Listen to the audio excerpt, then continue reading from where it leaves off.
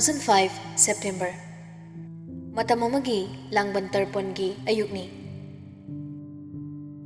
Kunggang khunyaga oibaga labuk lamang chingya tamya panay patpandana hena suheli lechil kungba thaba Samjai inkraba ayuktuda ngawri ngawriba khudai ama seladuna urik lukun ama siraduna machinda ingmanbagi sisi soladuna senga apakoma pairaduna thongal machinda leiriba pukri mapal adu tamna thoglei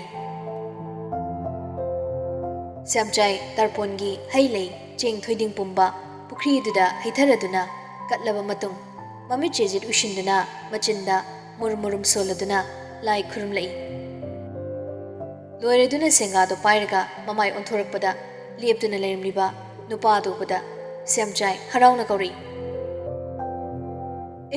yam thazadana kadumdagi ningsing laibro ngasida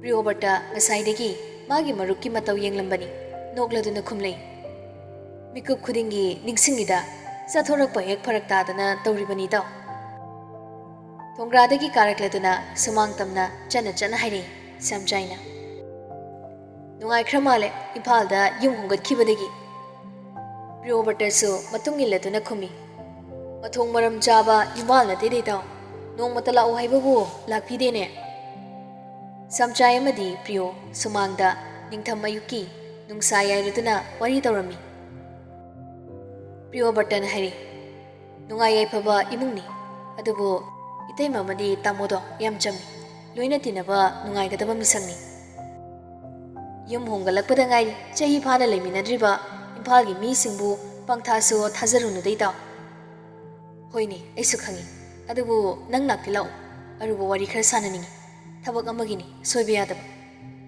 kari thabak no hairisibo kanaba phangadaba thabakni taw nangsu handaki matang sida haudana nungai hobo yadoini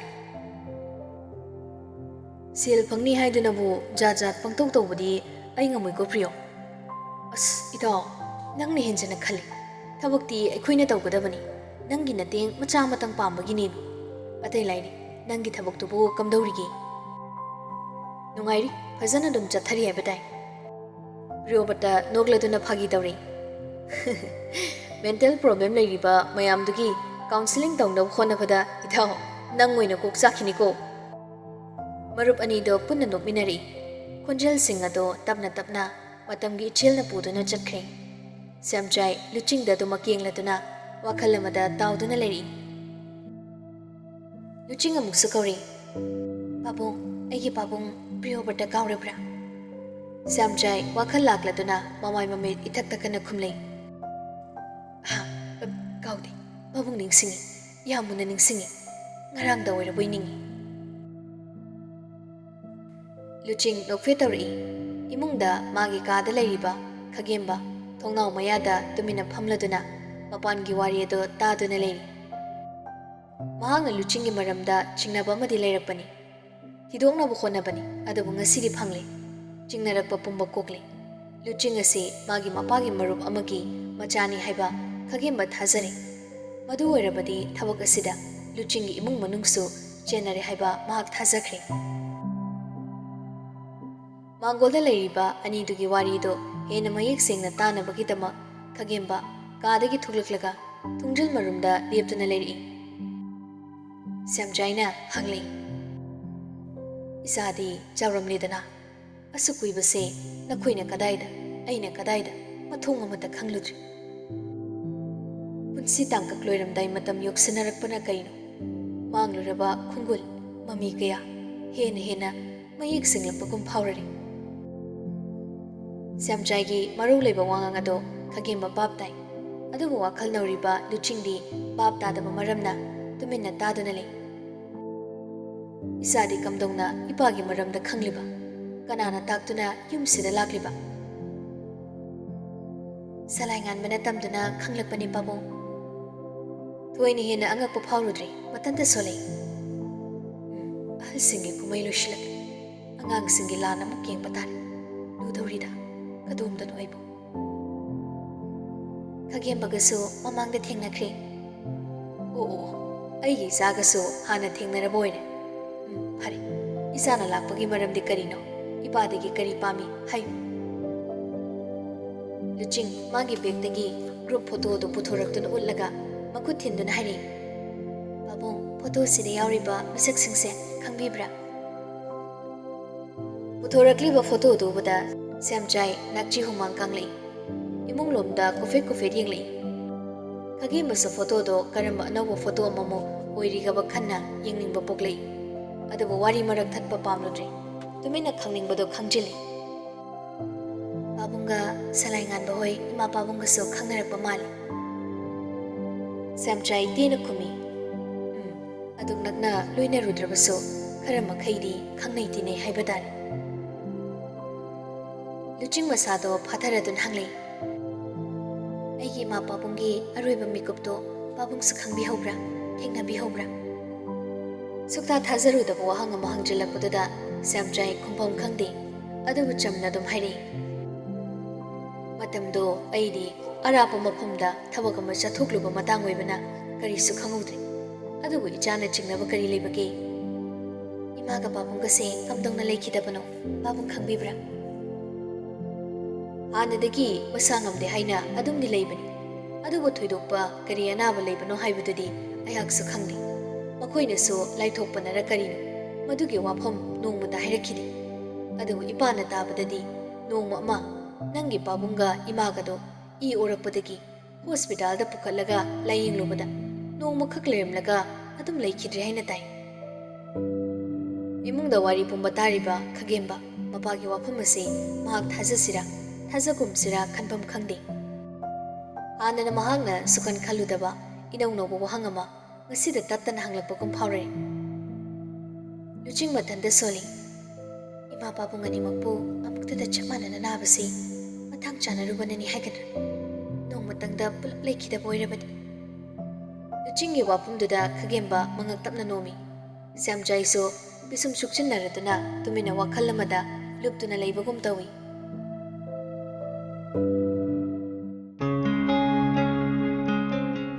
Somda luchingbu khagembada sinaramlaga salai nganba ningsingi yumda yamna thausadana koidana adum changsilai. Nongmanini do ningsing masa ye hiningba poktabani magi roomda table manakta phamduna lerami. Wakhal amada mangmagumna satawi. Nungsi kadomda lege. Nungsing mamaido leithoraktuna khumi. Ai kada leye. Kedoramino nangbo. Sumhamlambani kay leirage. Phone ningthi nungaina paidabatuda nangmuningduna lakpani. Salai ningsingi khudangda lamduna hagolo haibagum chingkhali. Kaidano bachaw lehemdabro. Lehoi hai khagemana. Bachawda warobra. Warowdida aina kaygi warowdoino. Lawse hagolo. Ningsing tamna hagolaga salai na puwa maike tumda inari. Sofa thari batuda ningsing bu phamallaga salai nganbana ningsing e matam bakta makokta thamladuna sofa duda chanbu channabu hipthari. Adum namukta ningsing ga salai ga nakna loinaraktabana ningsing masado iyang hangoina hari. As khagi moina uraga ningsing gi wado makata fatringai salai mamit ushina yang wana siri hari. Mikub khara katangdi leipothaningi. Sanglaba punsisima hingami haibada nungaiba mikub amatang putharo hairabadi nangi nanata leibasina waigani nungsi. Ningsing tasengna nongmanini ese wakhal chama khanbani makumsu phangnaroidaba wahang kaya so matantan hangzabani. Semjaidagi wari pumba tari magi ningsing thoktraba haukraba wariga haukraba punsiga salai nganbagi imunga mari yamna leine haibasima maha khangle. Khaluraga mangonda nungaiba wakhal amata thoklo haiba yade. Hena chamamnaba pokhali. Mamabu kanana hatokpikiba amadi mahaki mangnaba kanana sinkiba. Mase khaluraga mamita chinglai amadi lesnani bu tattan urei. Samjaina khagem amadi mangonda nakoina ingit pirakpa kuirabani. Makoi animak salai nganbagi imungdagi lamna leyu haina. Asamna hairagan heli ningsingi thamoida salai nganbagi nungsibagi magun hengalakpa. Hena manak nangna chingsaningakpa phauri. Mahaktabu ikhau langwa puklakpagum. Khangba ngamdaba chainani yomi hakchang nungpal pumba. Adubu pumnamakse lotsinduna namthaduna ningsing salai nganbabu manakta chingsinduna thamba ngamnadra. Karigumba thamnuragana tungda kari oirakpa. Wakhal mayam asida mangduna lairingai salai nganba muksu tamna hari. Wabra. Handak muksu ningsing kumlakti. Kumlak mandrabada salai nganba ningsa thiraduna Mishilama mamito khangbang panglang yengli. Pina thumalaba mamit aniduna ayeng mamada yengduna leiramba matawduda salai nganba pakhatna longna fukhagolaga ningsingi manak nakna jeblapna mamai unsinuna phamlaga makut thangaladuna mapido fatfat teithokpiraga hangli. Nangi nungaidaba pumba aingonda hayo nang kaidoragi ai leirisidi nangidama ningsingi pirang madi teithok lagani heli sintharakpa. Khama ngamda salai nganba masa mathanta leifam khangjadabakum masinda yam chakna asaina solamaga ningsingi lukhamda makut khubaktuna thamlaga mahak masagi mathabak tamna chingsinduna pina thumalaba maithongado lonsinduna themjinbiri. Nangi bulaknagan nangi mikki piugada kisaru ai iminase nangi bane hena phai. Nangi na mangmaktada mikupsi maktada aina nanakta laina nangna kaplibase karigin ai isana isase ira leiraba misak amagum phonbiribase karigin. Nupi oizarabaso ningsing kapchetpidi nate pakna kapkandaba mahakto ngasidi salai nganbagi mathada laina makut animakna salaigi nangalomda lamduna chena konsilaga hikik kaplakli. Ningsingi adugumba matawduda salaina sohana kolamliba chang adudagi hena chena konsiladuna makukta nungsina tapna nanthabiraga machinda soli. Ai kedaw haibano nungsi nang kappa phanaba ai kedaw haibano nangi pi kangkhinaba ai kedaw haibano. Ningsing hikiklangna kappagi masado sor thabe da holi. Sor honbagi amugamuk lenglakriba masaduna lengliba khudingi matungina duna salai nganbaso masado lengai. Hakchang ani amata oinabagum amukta da chap manana nungsa sor honminabagi matawgum chang amada ithak nairi. Ngayak asumna leiraba matung ningsing mamaida tapna salaigi mathadagi handorei. Makut hangalakduna mapidu teithokjage tawbani adubu nangre. Salaina oina hangoiba leita mamai mamito teithokbiri. Masamana pumba semjin sajanbirami. Ningsing mamaidi non khalakdana salaigi thamang mapada yenglaga kablubagi mamai mamit ingangang natoni phun hairi. Purito loidi choli. Salai nganba khumlakpadi hairunu. Hanna phau masagi purituda yenguba tawdana ningsingi mamai mamit teithokpiri. Mang kari tawriba laibakado teithokpa loiraga lumangi sai singdo hagat na machinna pupu kamduna nungsilangan biri. Ningsing amuga sahari kage matigi purita malikro yengbadu nungai triyam. Salai ningsingi makudani mag chena paisinduna ningsing umuna yengladuna hangli. Kablisigi maram hairo kanana kari hairpa yawi aingonda tamu kudimag ay mayoknagi. Nangi nungai na bagidamag laizariba aigi imangda nangna sumna kapu nangi minoktabu uzaningiba imitsida nangi mitki piyuhanbase ay mapukasimagi sirab haubada ningamdaba sidi kokani thasadri. Ningsing khumdi nonthaduna lei khumlaktaba mataw aduda leifam chafom khangdraba salai nganmado masapau khangjaudana ningsingi maraibakta nungsina muktang chupiraga hanglei. Ingonda yenglauda hadang mukti ningsing mamaido tamna non khalaga mangda phamliba nupaduga michanani yengduna leri. Salai khara tapthana thembagi matawgumna hairi. Kayino ningsing panthadi chumdring khumlei. Chalo taningliba ikhawlangliba pakhumdi taba phangdrabada salai mathwai penja boidri. Nangna nungaina lehuradi ai chatkiba ngamgani aduga nangna asumna lehuradi ai chatpa ngam aibu tangana ꯅꯪꯒꯤ ꯋꯥꯔꯕ ꯃꯇꯝꯗ ꯑꯩ ꯂꯩꯖꯒꯦ ꯅꯪꯕꯨ ꯇꯔꯥꯏꯅ ꯍꯨꯟꯗꯣꯛꯂꯝꯂꯒ ꯑꯩ ꯆꯠꯈꯤꯕ ꯉꯝꯂꯣꯏ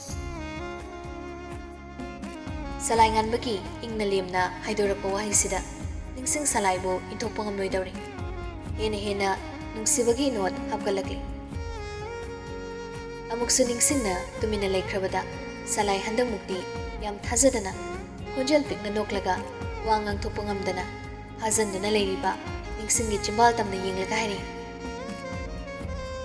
ꯅꯪꯅ ꯇꯧꯔꯤꯕ ꯅꯤꯡꯉꯥꯏꯗꯣ ꯃꯐꯝ ꯆꯥꯔꯤ ꯇꯧꯅꯤꯡꯕ ꯅꯤꯡꯉꯥꯏ ꯄꯨꯝꯕ ꯇꯧꯖꯔꯣ ꯊꯃꯣꯏ ꯃꯩꯈꯨ ꯀꯥꯅ ꯊꯦꯝꯖꯔꯒꯦ ꯋꯥꯏ ꯀꯧꯕ ꯍꯩꯖꯈ꯭ꯔꯔꯣ ꯋꯥ ꯃꯩꯅꯣꯝꯗꯨꯅ ꯊꯃꯣꯏ ꯑꯁꯦ ꯄꯨꯝꯁꯨꯝ ꯁꯨꯝꯗꯠꯇ꯭ꯔꯤꯕ ꯐꯥꯎꯕ ꯑꯩ ꯑꯗꯨꯝ ꯊꯦꯝꯖꯔꯒꯦ ꯑꯩꯕꯨꯗꯤ ꯅꯪꯒꯤ ꯅꯅꯥꯛꯇꯗ ꯂꯦꯡꯗꯅ ꯄꯨꯟꯁꯤꯒꯤ ꯂꯩꯍꯟꯕꯤꯌꯨ ꯏꯇꯣꯞꯄ ꯉꯝꯗ꯭ꯔꯕ ꯎꯄꯥꯏ ꯂꯩꯇ꯭ꯔꯕ ꯅꯤꯡꯁꯤꯡꯗꯣ ꯍꯟꯗꯛꯃꯨꯛꯇꯤ ꯈꯨꯝꯂꯩ ꯑꯩꯕꯨ ꯊꯦꯝꯒꯅꯨ ꯅꯪꯕꯨ ꯅꯠꯇꯅ ꯑꯩ ꯀꯅꯥꯕꯨꯁꯨ ꯊꯦꯝꯅꯤꯡꯕ ꯄꯣꯛꯂꯛꯈꯤꯗꯦ ꯅꯣꯡꯍꯧ ꯃꯥꯅ ꯂꯥꯛꯇ꯭ꯔꯕꯁꯨ ꯅꯣꯡꯖꯨ ꯃꯥꯅ ꯆꯨꯗ꯭ꯔꯕꯁꯨ ꯃꯥꯂꯦꯝ ꯃꯥꯒꯤ ꯐꯨꯟꯅ ꯀꯪꯈ꯭ꯔꯕꯁꯨ ꯇꯥꯏꯕꯪ ꯄꯨꯝꯕ ꯏꯀꯪ ꯊꯣꯛꯂꯕꯁꯨ ꯂꯥꯏꯖꯩꯒꯤ ꯏꯔꯤꯛ ꯈꯔꯗꯤ ꯑꯩ ꯂꯦꯝꯂꯩ ꯃꯆꯥ ꯅꯪꯒꯤꯗꯃꯛ ꯁꯣꯏꯗꯅ ꯇꯨꯡꯗꯨꯅ ꯂꯩꯒꯅꯤ ꯂꯥꯏꯖ ꯃꯥꯒꯤ ꯃꯄꯥꯟ ꯂꯦꯝꯂꯩ ꯉꯥꯅ ꯇꯥꯡꯕꯅꯤ ꯍꯥꯏꯅꯩ ꯑꯗꯨꯕꯨ ꯑꯩꯒꯤꯗꯤ ꯂꯦꯝꯂꯩ ꯅꯪꯒꯤꯗꯃꯛ ꯂꯥꯏꯖꯩꯅ ꯏꯍꯧꯖꯕꯅꯤ ꯂꯦꯝꯂꯩ ꯅꯪꯒꯤ ꯁꯥꯊꯤꯛ ꯃꯇꯨꯡꯏꯟ ꯂꯥꯏꯖꯩꯅ ꯏꯄꯣꯝ ꯏꯅꯤꯡꯇꯝꯅ ꯅꯥꯏꯖꯕꯅꯤ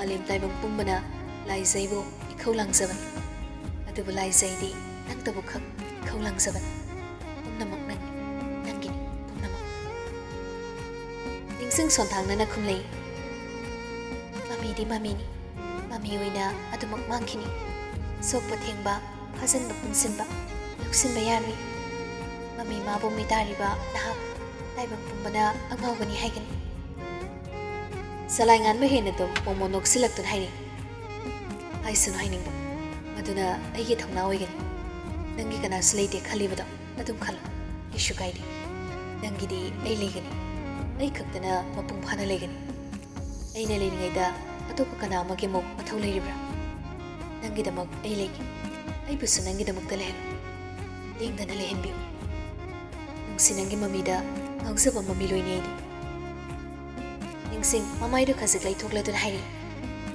ꯑꯩꯕꯨ ꯄꯪꯊꯥꯍꯟꯒꯅꯨ ꯑꯩꯕꯨꯁꯨ ꯋꯥꯍꯟꯕꯤꯒꯅꯨ ꯋꯥꯗꯅꯕꯅꯤ ꯆꯠꯂꯣ ꯍꯥꯏꯔꯤꯁꯦ ꯑꯗꯨ ꯑꯣꯏꯔꯗꯤ ꯄꯨꯟꯁꯤ ꯆꯨꯞꯄ ꯑꯗꯨꯝ ꯋꯥꯖꯔꯒꯦ ꯁꯤ ꯑꯩꯕꯨ ꯑꯃꯨꯛꯇ ꯋꯥꯍꯟꯕꯤꯔꯨ ꯅꯅꯥꯛꯇꯕꯨ ꯂꯩꯖꯕ ꯐꯪꯒꯅꯤ ꯍꯥꯏꯔꯕꯗꯤ ꯃꯤꯀꯨꯞ ꯈꯨꯗꯤꯡꯒꯤ ꯋꯥꯖꯍꯧꯔꯒꯦ